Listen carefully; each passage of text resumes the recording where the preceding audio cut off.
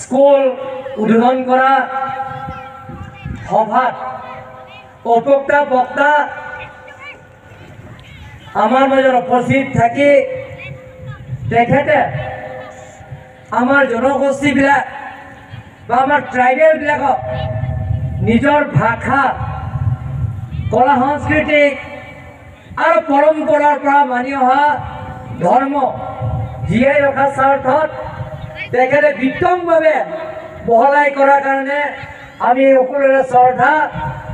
বৈশিষ্ট্যতা তেখেতক আমি হাত চাপৰি মাৰক, সকলোৰে হাত চাপৰি মাৰক। তেতিয়া আমাৰ পৰম্পৰাৰ পৰা মানি অহা ৰীতি নীতি কলা সংস্কৃতি আৰু মাতৃভাষা সেই জীয়াই ৰখাৰ স্বাৰ্থত তেখেতে বিতংভাৱে আমাক বহলাই কৈছে। সন্মানীয় ৰাইজসকল, আজি এই অমচহাই স্কুলৰ কয়লা আশ্ৰমৰ জৰিয়তে ইয়াত